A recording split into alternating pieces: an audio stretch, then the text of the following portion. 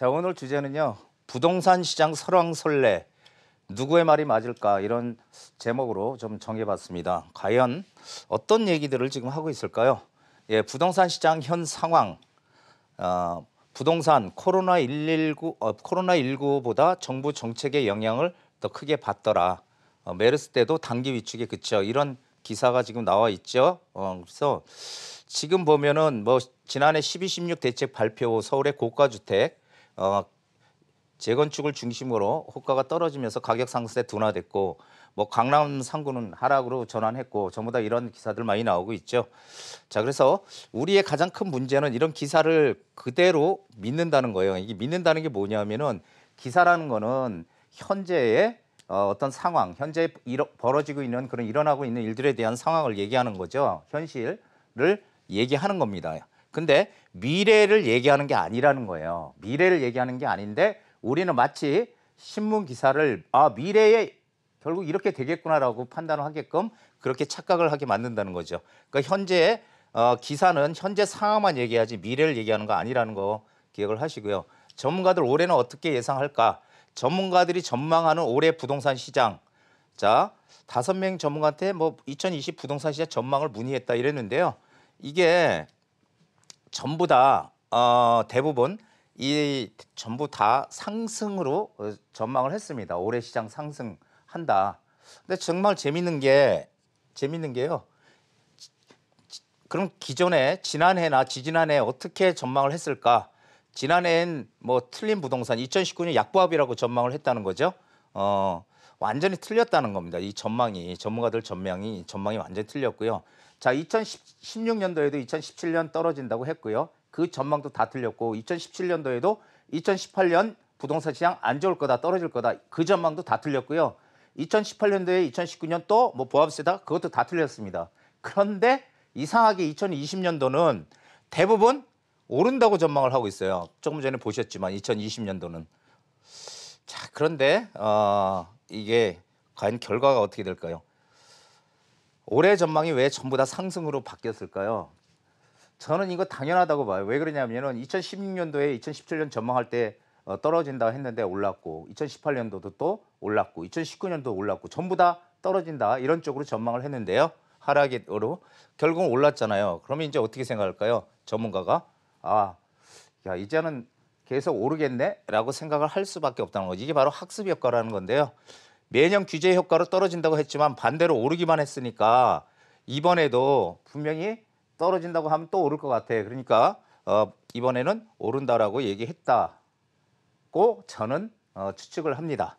자, 시장 예측은 누가 제대로 정확하게 알겠습니까? 시장 예측은 아무도 몰라요. 그렇지만 정확도가 높다는 의미는 많은 경험을 통해서 자기가 인지를 하고 있다는 얘기죠. 어느 정도. 그렇다면은 이 전문가다 한 번 맞는 거는 어쩌다 맞을 수 있어요. 한 번 뭐 아니면 도니까 한 번은 맞을 수 있지만 그게 아니고 계속적으로 전망을 했다면 이 정확도가 그 전망을 확실하게 얘기해 준다는 거예요.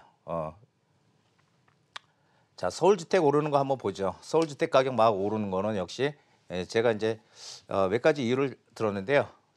공급 부족입니다. 서울에 집이 부족하지 않다는 인식을 현 정부는 가지고 있지만 그러나 모든 전문가나 그리고 일반 사람들은 어떤 믿음을 가지고 있어요? 공급이 부족하다. 그리고 실제로 보면은 이 재개발 재건축의 각종 규제, 이 규제로 인해서 공급이 부족하다는 겁니다. 지금 공급을 계속 막고 있잖아요. 왜냐하면 서울에 주택 공급할 수 있는 방법은 빈 땅이 없기 때문에 그렇죠. 다 이미 젖었잖아요. 그러니까 빈 땅이 없어요. 그러니까 있는 걸 부숴서 새 집 짓는 방법밖에 없죠. 그게 바로 재개발과 재건축이잖아요. 재개발과 재건축을 규제로 묶어 놓으니까 이 재개발과 재건축이 서울의 1년 공급량의 80% 이상을 차지해요. 근데 그걸 묶어 놓으면 서울의 공급이 안 되잖아요. 자, 그래서 서울의 주택 공부할 수 있는 방법 재개발 재건축인데 묶어 놨다. 그래서 공급이 계속 이렇게 딸리게 되면 부족하게 되면은 몇 년 후에는 집값 급등을 불러일으킨다. 이런 지금 인식들을 가지고 있다는 겁니다. 자, 서울 주택이 오르는 이유 두 번째 유동성입니다. 지금 서울에 이 전국에 우리나라의 단기 부동자금 얼마 1200조라고 합니다. 토지보상금 올해도 토지보상금 나오죠. 상계 신도시 한 45조 된다고 하고요. 돈이 시중에 지금 많이 풀려 있고요. 그리고 이 경기 침체로 인해서 이 부동산 시장으로 재투입될 가능성이 크다. 경기가 만약에 잘 돌아가고 우리 경제가 잘 선순환이 된다면 그렇다면 돈들이요. 부동산 시장 쪽으로 오는 게 아니고 물론 일부는 갈 수 있겠지만 이 경제 각 분야로 투입이 되는 겁니다. 그런데 경기가 안 좋으니까 그 돈들이 지금 부동산 시장 쪽으로 들어갈 가능성이 크다라는 얘기를 드리는 겁니다. 제가 예전에도 많이 드렸던 얘기죠. 자, 그리고 지금 저금리입니다. 전 세계적으로 금리를 인하하는 지금 정책들을 피고 있죠. 경기가 안 좋으니까. 그래서 저금리가 장기화가 지금 되고 있다는 거죠. 장기화가 되고 있다. 그리고 저금리에 따른 저금리, 은행에서 좀 대출을 못 해주게끔 정책적으로 막고 있죠.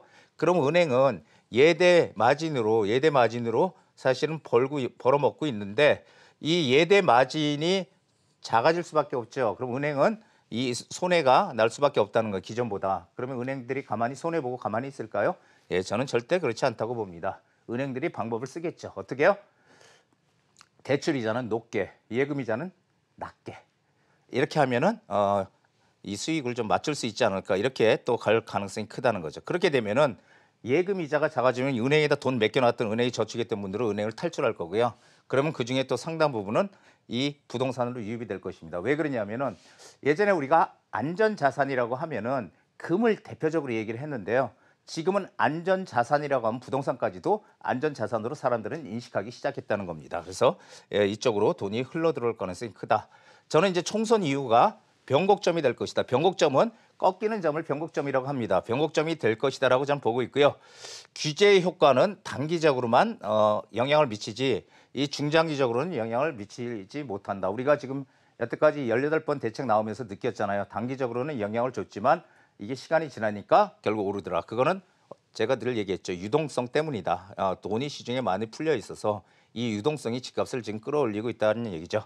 자, 규제가 강하면 강할수록요. 어떤 지역의 규제를 강하게 하잖아요. 그러면은 부동산이 다 떨어지는 게 아니라 그 규제에 벗어나 있는 지역으로 수요가 쏠려간다는 거죠. 수요가 이동을 한다는 거죠. 자, 이렇게 되니까 거기에 뭐가 생긴다고요? 풍선 효과가 생긴다는 겁니다. 풍선 효과 아시죠? 한쪽을 탁 줄이면 딴 쪽이 튀어 오르잖아요. 풍선 효과. 그 풍선 효과 지금 어디에 많이 생기고 있을까요? 규제가 없는 수원이라든지 용인, 그다음 성남 이런 쪽으로 지금 가고 있죠. 자, 어떤 선택을 우리가 할 것인가? 이건 물론 투자자의 선택의 몫입니다. 자, 집값이 떨어질 거다라고 지금 강하게 믿고 있다면 무조건 사지 말고 기다리는 게 정답입니다. 왜냐하면 집값이 정말 떨어지면 그때 사면 되니까. 자, 그런데 반대로 집값이 오를 거라고 믿는 투자자가 있다면 어떻게 행동해야 될까요?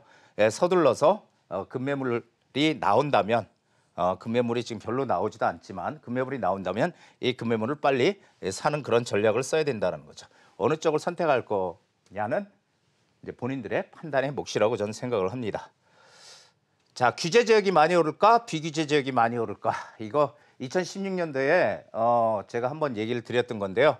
2016년 말에 12월 달에 규제 지역이 많이 오릅니다. 이건 너무 상식적이죠? 왜? 지금 비규제 지역으로 규제를 강하게 하니까 규제 지역에서 비규제 지역으로 수요가 이동을 했다. 이런 얘기 드렸죠. 자, 규제 지역. 우리 너무 상식적으로 당연한 거예요.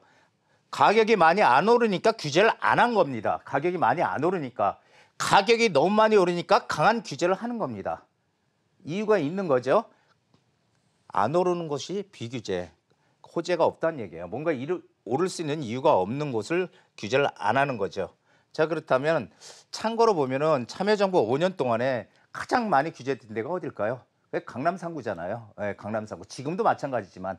근데 강남 3구가 5년 동안에 약 80% 상승했다고 합니다. 그리고 서울 전체 평균이 56% 상승했다고 합니다. 강하게 서울을 눌렀지만은 결국은 어디요? 규제가 강한 곳부터 많이 올랐다는 얘기. 결국은 지금은 당장 풍선 효과 때문에 이 외곽 규제가 없는 지역이 오를지 모르지만 결국은 나중에 보니까 규제가 강한 곳이 많이 올랐다더라. 이것도 꼭 머릿속에 넣어두셔야 됩니다. 자, 투자의 선택은 오로지 본인의 몫이지 남이 해주는 거 아닙니다. 전문가라는 것은 방향을 잡아주는 겁니다. 어느 쪽으로 가는 게 맞다. 일단 방향을 잡고서 뭔가 이 지역의 물건을 고르는 게 맞지. 무턱대고 물건을 투자를 하는 건 잘못된 방향이거든, 선택이거든요. 그래서 전문가는 방향을 잡아주는 역할이지 본인의 판단이 가장 중요하다는 것도 기억을 하십시오. 자, 정확한 판단을 위해서는 어떻게 해야 돼요? 꾸준한 공부가 필요합니다. 누구 말을 믿고 우리가 투자하겠어요? 자기가 본인이 판단을 해서 공부를 해서 이게 이렇게 되는구나. 이 전문가 말이 맞네. 이렇게 뭔가 합치가 됐을 때 투자를 할 수 있는 거지. 아무리 여기가 좋다고 해도 본인이 아니라고 하면 못 하는 겁니다. 안 하는 겁니다. 그래서 이 공부를 꾸준히 해야 된다. 저는 그 공부를 해야 된다는 의미는 뭐냐면 어떤 분들 그러거든요. 내가 돈이 하나도 없는데 지금 뭐 부동산 공부해서 뭐해?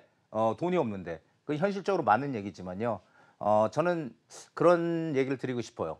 내가 열심히 노력을 해서 뭘 한다. 어떤 일을 괜히 한다고 했을 때 그게 내가 죽을 때까지 평생을 돈 한 푼 없이 살라는 법은 없어요. 분명히 또 어느 순간 나한테 기회는 찾아오고 또 돈이 생길 수 있거든요. 그럴 때 대비해서 미리 공부를 해놔야 어디 빨리 투자를 할 수 있는 선택을 할 수 있는 그런 기회가 생긴다는 거지. 아무것도 모르면요. 그때부터 또 뭔가를 찾고 그래가지고선 투자 절대 하기 어렵다는 거죠. 자, 인서울이 아닌 어디에 투자를 해야 될 것인가 중요하다. 예전에 많은 사람들이 인서울 해라. 뭔지 잘 모르지만 서울 쪽으로 무조건 들어오라고 했어요. 하지만 이때는 과거고요. 지금은 서울에서도 어디에 투자할 것인가 이게 가장 중요한 핵심입니다. 어디에 투자할 것인가는 결국은 공부가 필요한 겁니다. 자기가 노력의 대가로서 어디를 찾아내는 거죠. 자, 오늘의 명언입니다. 자, 미래는 내일이면 더 나을 것이다. 저는 이게 이제 긍정 마인드라고 보는데요. 미국 정치가가 한 얘기입니다. 과거에. 과거를 보면 우리가 정말 힘들 때 많잖아요. 너무너무 힘들어. 정말 눈물이 나고 그런 고통스러운 시기를 겪습니다. 사람들은 어떤 이유로서는 결국 하지만 시간이 지나면 모든 것이 바뀌고 또 내가 또 발전해 있습니다. 항상. 그래서 이 미래는 내일이면 훨씬 과거보단 더 나을 것이다라는 그런 긍정적인 마인드를 가지고요. 부동산도 준비하는 사람들한테 기회가 오는 거지 준비를 안 하고 있는 사람한테 기회가 절대 안 옵니다. 준비를 열심히 하는 우리 부동산 카페 시청자가 되시기를 간절히 바라겠습니다. 자, 오늘 여기까지입니다.